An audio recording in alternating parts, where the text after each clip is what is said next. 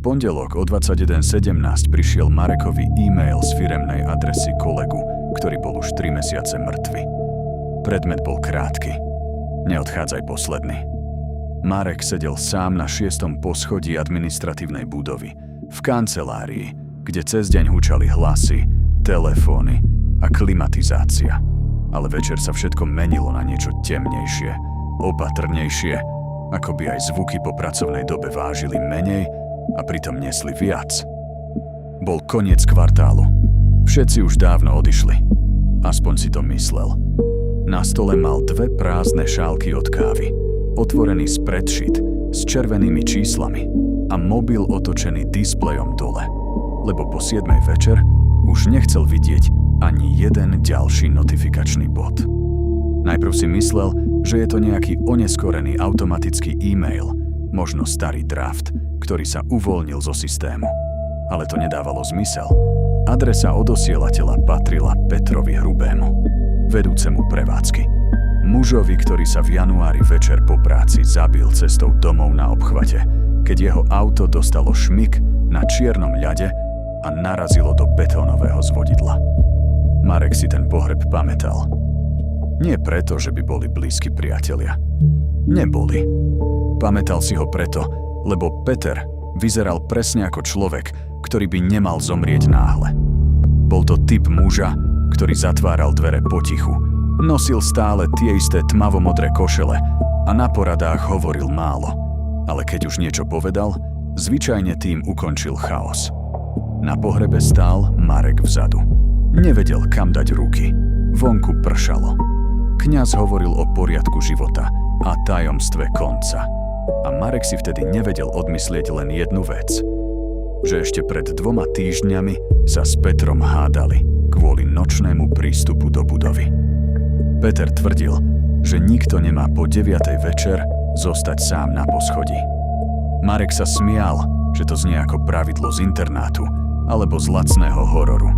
Peter sa nesmial. Nie je to kvôli bezpečnosti vonku, povedal mu vtedy. Je to kvôli tomu, čo sa deje vo vnútri, keď budova stíchne.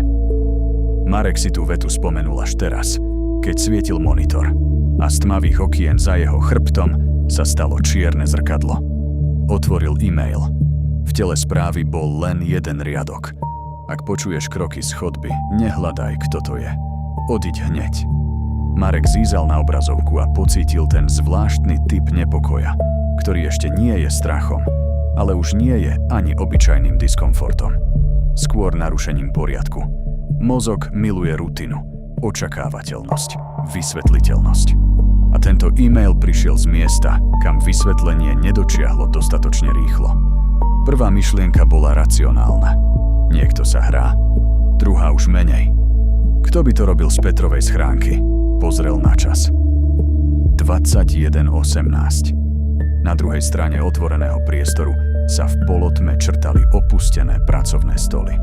Na niektorých ostali hrnčeky, na iných fotky detí, na jednom malá sukulentná rastlina, o ktorej sa všetci tvárili, že ju polieva kancelária sama.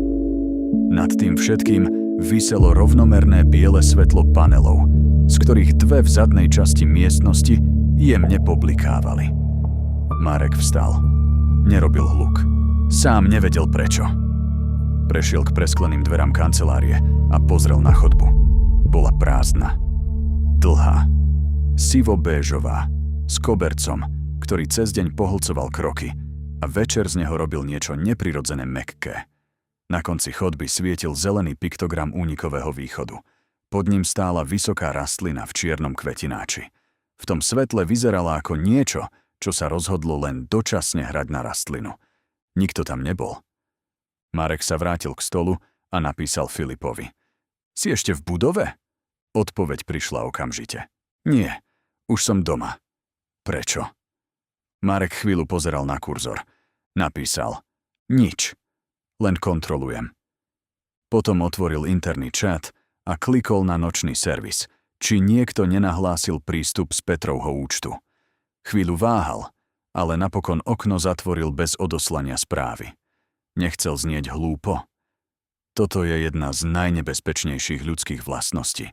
Radšej budeme chvíľu ticho, v divnej situácii, než by sme mali riskovať, že budeme pôsobiť smiešne. Sadol si späť a prinútil sa vrátiť k práci. Čísla boli stále otvorené. Výkaz nákladov, 3 tabuľky, návrh rozpočtu na ďalší mesiac. Lenže obrazovka sa teraz stala tenkou vrstvou poriadku, položenou na niečom, čo poriadok nemalo. O 21:24 počul prvý zvuk. Nie kroky. Nie ešte. Len tiché kovové cvaknutie, niekde z chodby. Ako keď sa niekde pomaly zatvorí dvere od kuchynky, alebo zámok na servisnej miestnosti docvakne do polohy, do ktorej sa cez deň stráca v ostatnom hluku. Marek zdvihol hlavu. Počkal. Nič. Snažil sa prinútiť vlastné telo, aby sa vrátilo do normálu. Pokračoval v práci. Otvoril ďalší súbor. Klikol na bunku v tabuľke. Vypočítal rozdiel medzi 2 číslami. Potom si uvedomil, že ten výpočet urobil 3-krát a stále nevie, na čo sa pozerá. Znova pozrel na e-mail. Ak počuješ kroky z chodby, nehľadaj, kto to je. Odíď hneď. Je zvláštne, ako rýchlo si mozog začne budovať vlastnú malú klietku. Stačí mu k tomu jedna veta a pár minút ticha. Čím dlhšie sedíš, tým viac každému zvuku pridáva význam. Klimatizácia sa mení na dých. Výťah na vzdialené dvere. Praskanie potrubia na pohyb v stenách. Marek si povedal, že odíde o 10 minút. Len dokončí jednu vec. Uloží súbory a pôjde. Aj tak mal zostať kratšie.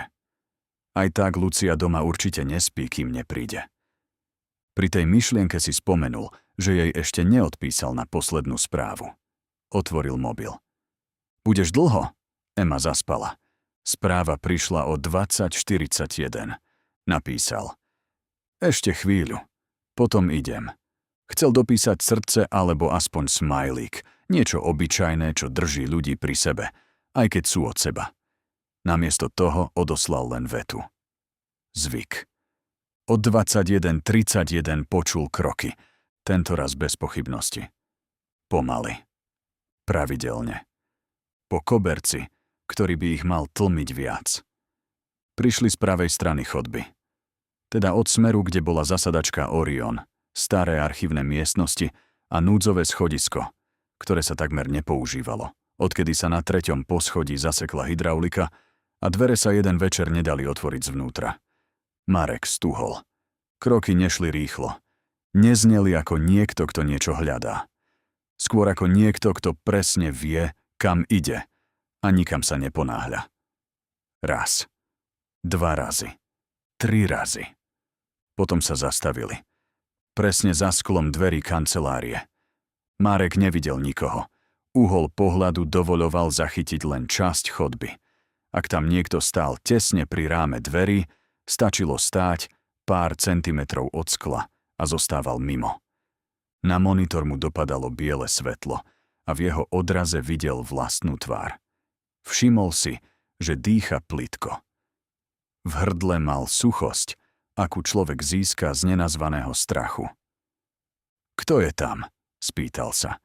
A hneď ako to povedal, vedel, že urobil chybu.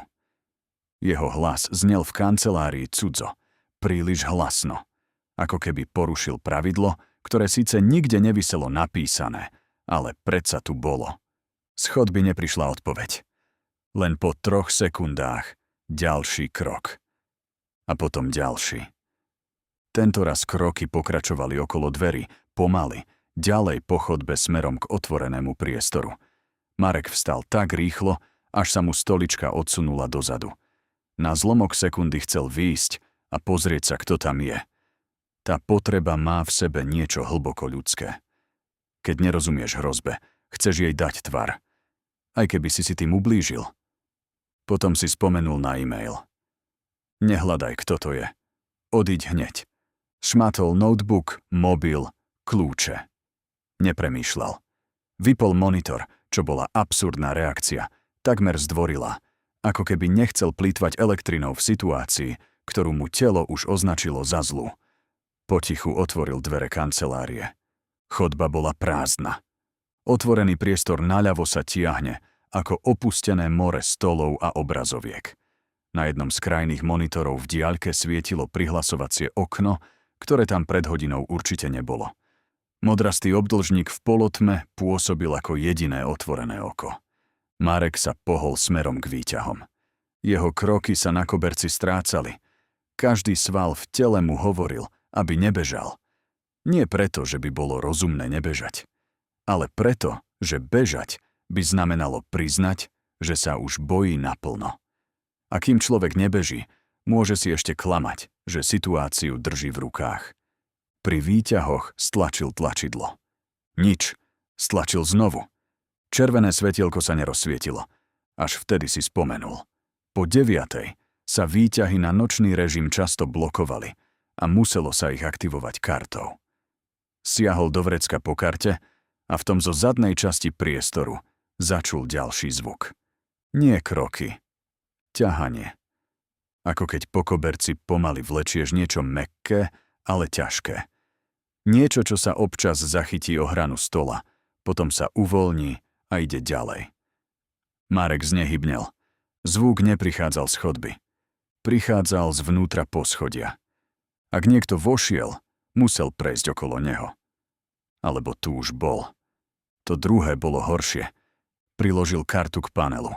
Tentoraz výťah pípol a v útrobách šachty sa rozbehol motor. Na displeji naskočila číslica 3. Kabína išla zdola nahor.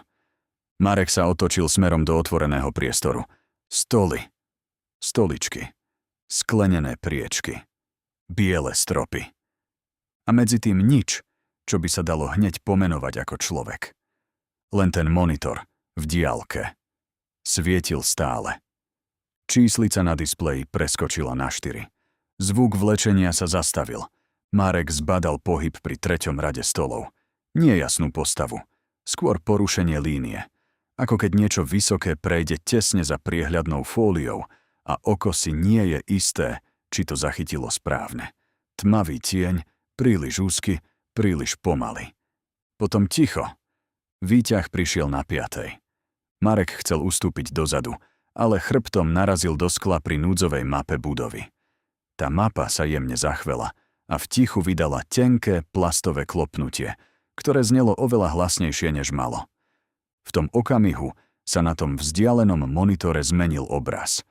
Prihlasovacie okno zmizlo. Objavila sa čierna plocha a na nej biely text. Povedal som ti, aby si neostal posledný. Výťah zazvonil. Dvere sa otvorili. Marek doň vklzol tak rýchlo, až mu notebook narazil o bok kabíny. Otočil sa a stlačil prízemie. Dvere sa začali zatvárať. A vtedy, presne v poslednej medzere medzi nimi, uvidel na druhej strane chodby postavu. Nestála pri monitoroch. Nebola v kancelárii. Bola oveľa bližšie. V mieste, kde chodba ústila do otvoreného priestoru, stál vysoký muž v tmavej košeli. Hlava mierne sklonená. Ruky pri tele.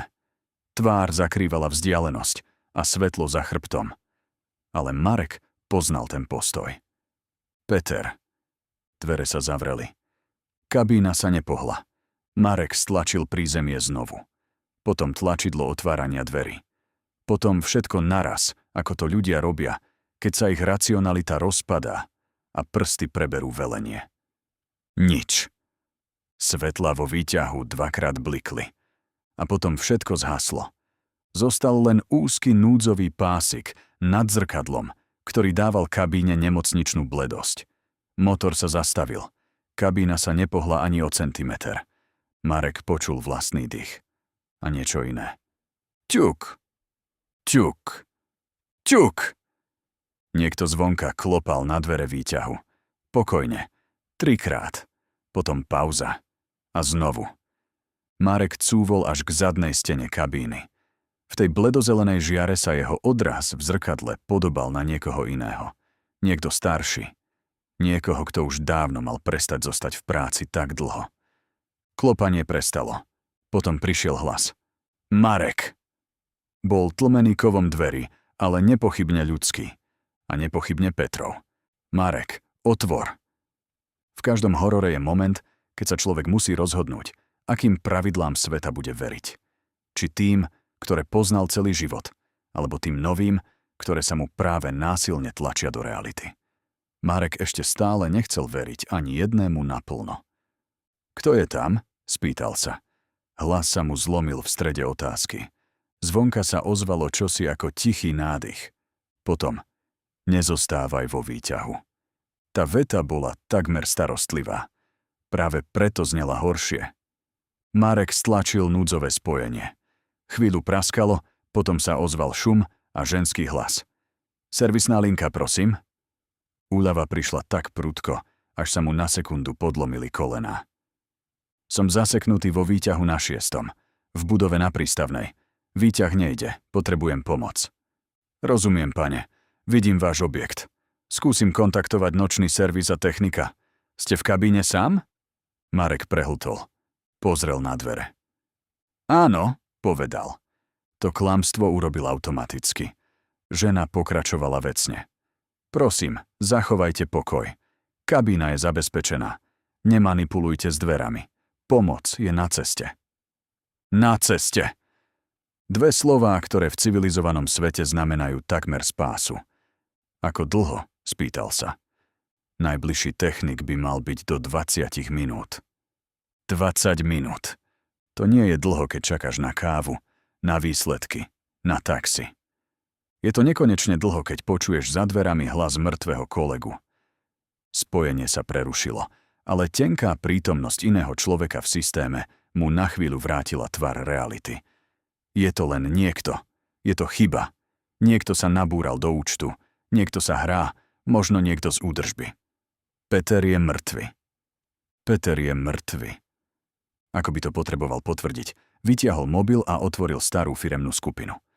Posunul sa v histórii späť na január. Kondolencie. Čierna stužka pri profilovej fotke. Interné oznámenie od HR. Všetko tam bolo.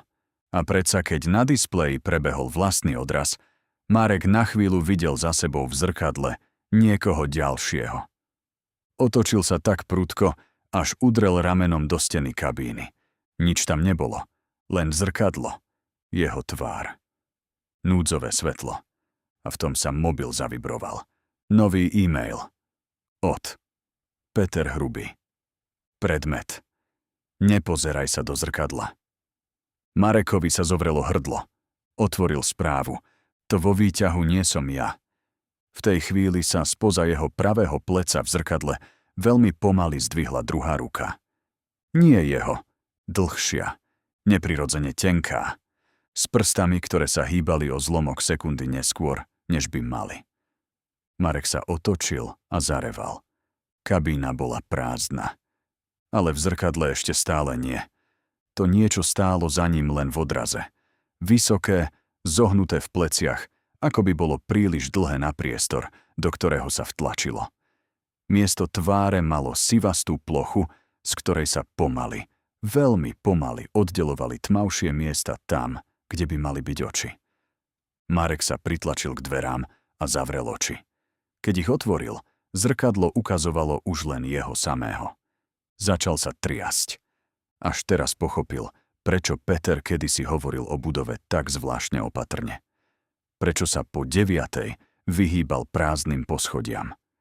Prečo sa vždy uistil, že nočné svetlá na chodbách svietia všetky, aj keď sa na tom ostatní smiali. Peter nezomrel na ceste domov. Aspoň nie celý. Tá myšlienka prišla sama a Marek ju okamžite chcel odmietnúť. Ale niečo hlbšie v ňom ju prijalo skôr, než sa rozum stihol vzbúriť. Všetky tie roky budova stála na mieste starého archívu mestskej nemocnice. Hovorilo sa o tom pri stavbe, že počas výkopových prác našli podzemné priestory, ktoré neboli v plánoch, že sa 3 týždne čakalo na papierovanie, že niekoľko robotníkov odmietlo robiť nočné zmeny. Všetko to boli len firemné legendy, aké vznikajú všade, kde sa ľudia nudia a chcú sa trochu báť bezpečne. Lenže niektoré legendy nevznikajú z nudy. Vznikajú z potreby dať tvár niečomu, čo sa inak nedá rozprávať. Kabína zrazu trhla. Nie pohybom nadol. Bočným šklbnutím, ktoré by technicky nemalo byť možné. Marek sa chytil madla. Svetlo nad zrkadlom zhaslo a opäť sa rozsvietilo. Na stene vedľa tlačidiel sa rozliezal tieň, ktorý nepatril jemu. Potom prišiel hlas znovu. Tentoraz nie spoza dverí. Z reproduktora núdzovej linky. Marek, povedal Peter, keď sa dvere otvoria, nechoď tam, kde bude svetlo. Reproduktor zapraskal. Choď tam, kde bude tma. Marek cítil, ako sa mu mozog bráni. Svetlo znamená bezpečie. Tma znamená hrozbu. Takto to máme nastavené od detstva. Ale nič v posledných 10 minútach sa už neriadilo detskou logikou.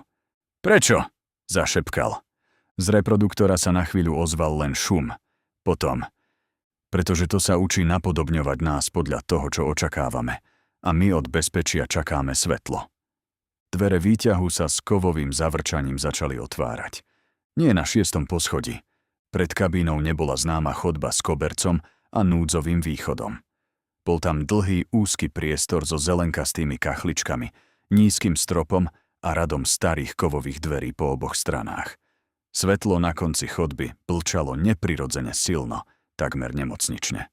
Vzduch bol vlhký a páchol po dezinfekcii, hrdzi a niečom sladkastom pod tým, starom, zle zakrytom. Na podlahe boli mokré stopy bosých nôh. Viedli smerom k svetlu. Na druhej strane, vľavo hneď za rámom dverí, bola úzka tmavá chodbička bez osvetlenia. Taká tmavá, že pohlcovala obrys priestoru hneď po 2 metroch. Marek vyšiel z kabíny do starého studeného vzduchu a počul, ako sa za ním dvere zatvorili. Bol sám. Aspoň tak sa to zdalo prvé 2 sekundy. Potom si všimol, že na jednej z kovových dverí oproti nemu je malá sklenená výplň. A v nej odraz niekoho, kto stojí presne tam, kde stál pred chvíľou on vo výťahu. Lenže za jeho chrbtom. Vysoký, zohnutý, čakajúci. Marek sa rozbehol do tmy. Úzka chodbička ho zaviedla doprava, potom dole po 3 schodoch, potom do priestoru, ktorý musel kedysi patriť suterénu starej nemocnice alebo archívu. Steny sa menili. Kachličky prechádzali do olupujúcej sa omietky. Potrubia šli popri strope a niekde v diaľke kvapkala voda v pravidelnom intervale, ktorý počase znel ako počítanie. Marek nebežal dlho. Tma ho spomalila. Musel sa opierať rukou o stenu. Telefónom si svietiť nechcel. Čo si v ňom vedelo, že svetlo tu neodhaľuje, ale priťahuje. Po niekoľkých desiatkách krokov sa chodba rozšírila do miestnosti. Podľa hmatu a vône by povedal, že je to starý sklad. Police, kovové rámy, igelit, kartóny rozmočené pri zemi. A v strede miestnosti niekto sedel na stoličke. Marek sa zastavil. Peter? Postava sa pohla. Konečne si počúval. Bol to Peter. Ale nie celkom ten, ktorého si pamätal. Vyzeral, ako by z neho niečo vysalo farbu a ponechalo len obrys človeka. Košela na ňom visela tak, ako by ju dlhodobo nosil niekto, kto už nepotrebuje jesť. Oči mal hlbšie v tvári a hlas tenší, unavenejší.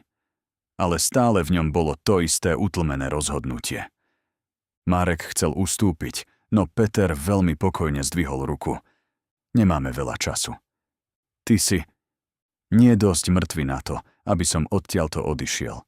Nie dosť živý na to, aby som sa vrátil.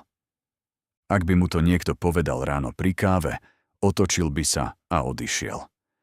Ale v tej miestnosti, pod zemou, s pachom dezinfekcie a niečoho staršieho, to znelo takmer vecne. Čo to je? Spýtal sa Marek. Peter sklopil zrak. Neviem, ako sa to volá, len viem, čo robí. Budova to otvorila, keď prerazili staré priestory pod základmi. Niečo tu bolo už predtým. Nie choroba. Nie duch v tom lacnom zmysle, aký si ľudia radi predstavujú. Skôr hladná stopa po niečom, čo sa naučilo, že človek je najľahšie otvorený, keď je sám a myslí si, že je ešte stále v známom prostredí. Marek cítil, ako mu zima lezie pod kožu. A čo chce? Aby si išiel za tým, čo poznáš, za hlasom, za svetlom, za tvárou niekoho, komu veríš. Peter sa naňho pozrel. Najprv ťa nenapadne. Najprv ťa len presvedčí aby si sa k nemu priblížil dobrovoľne. Niekde za stenou sa ozval zvuk. Ťahanie. Peter sa postavil. Počuješ, už vie, kde si. Tak poďme odtiaľto. Na Petrovej tvári sa myhlo niečo ako lútosť. Ja odtiaľto neodídem. Prečo? Lebo som ho sem pustil. Ticho medzi nimi zhustlo. V ten večer, keď som zomrel, pokračoval Peter, som nezomrel hneď. Auto šlo do zvodidiel, ale ešte som žil. Vrátil som sa sem, lebo som si myslel, že ma len bolelo v hlave, že to rozdýcham. Budova bola prázdna. Výťah ma odviezol dole, nie hore. A ja som urobil presne to, čo spraví každý človek, keď sa bojí. Šiel som za hlasom, ktorý ma volal menom. Zvuk ťahania bol bližšie. Prečo píšeš e-maily? Spýtal sa Marek. Peter sa pousmial tak unavene, až to bolelo. Lebo systémy sú posledná vec, cez ktorú sa ešte občas dostanem k živým. Text je jednoduchší než hlas. Hlas si už často berie ono. Ono. Marek ten pojem okamžite nenávidel. Dávať strachu zámeno je prvý krok k tomu, že ho príjmeš ako súčasť sveta. Ako sa dostanem von? Peter ukázal do zadnej časti skladu. Je tam staré servisné schodisko. Vyjdeš ním na prízemie do technickej chodby pri sklade. Ale musíš ísť teraz. A keď ho uvidíš, nesmieš veriť ničomu, čo ti povie. Bude vedieť o Lucii, o Emme, o práci. O všetkom, čo v tebe otvára dvere. Marek stúhol. Ako to môže vedieť? Peter sa díval niekam za jeho plece. Lebo to najprv nie je telo, najprv to číta. Za dverami skladu sa ozval mäkký úder. Potom druhý. Niekto alebo niečo práve prišlo na druhú stranu. Peter pristúpil k Marekovi bližšie. Počúvaj ma. Keď vyjdeš hore a budeš si myslieť, že si v bezpečí, ešte nie si. Ono dokáže vziať tvar poslednej nádeje.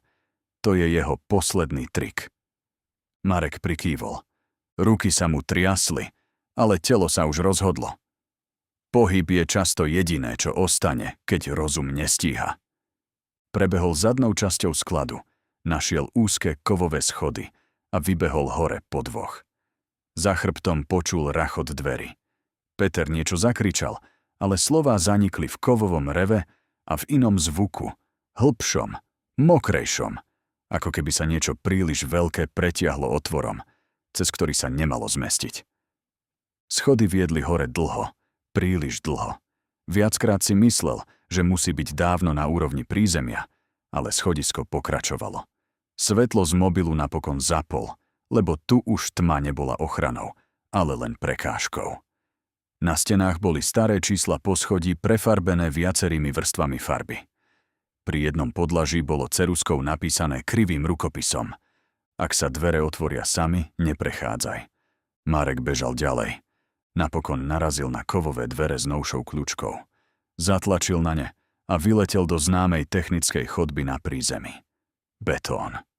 Žlté vedenia na zemi. Pach čistiacich prostriedkov. Vzdialené hučanie ventilácie. Normálny svet. Takmer sa zasmial od úľavy. Na konci chodby sa objavila Lucia. Stála pod núdzovým svetlom v kabáte. Vlasy stiahnuté. Tvár bledú, ako by sem prišla bez make-upu a v zhone. Presne tak, ako zvykla vyzerať, keď ju niečo vystrašilo. Marek! Rozbehol by sa k nej, keby v ňom ešte stále neznela Petrova veta. Ono dokáže vziať tvar poslednej nádeje. Zastal. Luci? Bože, čo tu robíš? Volali mi z budovy, že sa tu niečo stalo. Poď, ideme preč. Hovorila presne jej hlasom. Presne jej tempom. Dokonca mala ten jemný, zachrypnutý tón, ktorý sa jej objavoval večer.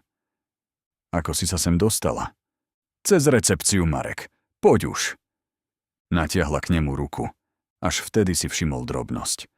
Lucia nosila obrúčku na pravej ruke len doma, keď jej opúchali prsty po dlhom dni. Vonku ju mala vždy na ľavej. Táto ju mala na pravej. Taká maličkosť. Takmer nič. Ale v horore rozhodujú práve drobnosti, ktoré nesedia na 100%. Lebo zlo sa často naučí napodobniť obraz ale nie rytmus detailu. Marek ustúpil o krok. Tvár pred ním sa nezmenila hneď. Najprv v nej prebehlo len nepatrné zdržanie. Ako keď počítač potrebuje zlomok sekundy na prekreslenie okna. Potom sa úsmev začal predlžovať ďalej, než by mal. Marek, povedala Lucia, ale už to nebol jej hlas. Ak nepôjdeš sám, vezmem si ju. To stačilo. Rozbehol sa opačným smerom, cez technickú chodbu k recepcii. Za chrbtom počul, ako sa to rozbehlo tiež. Nie krokmi človeka. Skôr sériou nerovných úderov, ako by sa viacero končatín ešte len dohadovalo, ako majú spolupracovať. Recepcia bola prázdna, len televízor v rohu bežal bez zvuku. Bezpečnostný pracovník nikde. Vonkajšie sklenené dvere však boli pár metrov pred ním a za nimi nočná ulica, lampy, autá, mokrý asfalt. Skutočný svet. Marek vyrazil. Tesne pred dverami sa na lesklej dlažbe pošmykol. Spadol na jedno koleno, vystrel rukou dopredu a narazil dlaňou do skla. Bolo studené a na druhej strane nestála ulica. Stála tam tá istá zelenkastá chodba so starými dverami. Vrátil sa. Nie budova. Nie výťah. Nie nočný sklad. Niečo ho neustále vracalo do seba. Za ním sa ozval šuchot. Veľmi blízko. Marek sa otočil. To, čo stálo pri recepcii, už Luciu len pripomínalo. Výška, kabát, farba vlasov tam ešte boli. Ale zvyšok sa posúval. Oči boli príliš tmavé a hlboko. Ruky príliš dlhé. Pohyby príliš opatrné. Ako tvor, ktorý nechce pokaziť predstavenie tesne pred koncom. Prečo sa brániš? Spýtalo sa to. Aj tak si už dávno niekde inde, než si myslíš. A v tej chvíli Marek pochopil poslednú vec. Nešlo len o to dostať sa von z budovy. Musel prijať, že nie všetko, čo mu jeho zmysly podávajú ako bezpečný obraz, je pravda. To bol skutočný test. Nie beh, nie schody, nie tma, ale schopnosť pustiť to, čo mu najviac chce veriť. Zatvoril oči. Za celý život sa naučil utekať k svetlu, k vysvetleniu, k známym hlasom. Teraz urobil jediné rozhodnutie, ktoré ešte neskúsil. Obrátil sa chrbtom k tomu, čo chcelo vyzerať ako nádej, a vošiel do najtmavšieho miesta recepcie, do úzkeho priestoru za stenou s logom firmy, kde cez deň býval len tieň od dekoratívnej steny. Za ňou boli skutočné núdzové dvere. Nárazom ich otvoril a vyletel na zadné schodisko budovy. Studený vzduch, pach betónu, obyčajná žltá žiarovka. A dole, o 2 podlažia nižšie, hlas recepčného, ktorý práve telefonoval. Pane, ste v poriadku? Marek sa zrútil na schod. Skutočný človek, skutočný unavený hlas. Takmer sa rozplakal. O 10 minút sedel v sanitke pred budovou s termofóliou na ramenách, aj keď nebol zranený. Policajti sa pýtali na zaseknutý výťah, na panický stav, na to, či nemohol spadnúť, alebo sa nadýchať niečoho z technických priestorov. Recepčný tvrdil, že ho našiel na schodisku dezorientovaného a úplne bledého. Technik potvrdil, že výťah sa na 6. naozaj zablokoval, ale nejaké staré podzemné podlažie v systéme neevidujú. Pod budovou vraj sú len 3 technické suterény. Marek nič nevysvetľoval. Skúsil by to a sám by počul, ako to znie. Lucia prišla o 20 minút neskôr. Skutočná. Obrúčka na ľavej ruke. Keď ho objala, prvýkrát tú noc prestal rozmýšľať, či je niečo reálne. Je zvláštne, ako telo niekedy vie skôr než rozum. Nasledujúci deň podal výpoveď. Nie dramaticky. Nie záchvatom. Proste už neostal. Niektoré miesta sa nedajú poraziť, len opustiť včas. O týždeň neskôr mu prišiel posledný e-mail z Petrovej adresy. Bez predmetu. Otvoril ho doma, cez deň, pri okne, s Luciou v druhej izbe a Emou na koberci. V správe bola jediná veta. Tentoraz si odišiel včas. Ďalší to možno nedokáže. O mesiac neskôr čítal článok o nočnom požiari v administratívnej budove na Prístavnej. Malý požiar v technickej časti, bez obetí. Len jeden, nezvestný pracovník údržby, ktorý vraj zostal po 10. večer skontrolovať poruchu výťahu na 6. poschodí. Na priloženej fotografii stáli pred budovou hasiči. Modré svetlá, dym, páska. A na okne 6. poschodia bol v odraze vidieť muž v tmavomodrej košeli. Stál pokojne. Sledoval ulicu. A jeho tvár sa v skle nedala rozoznať.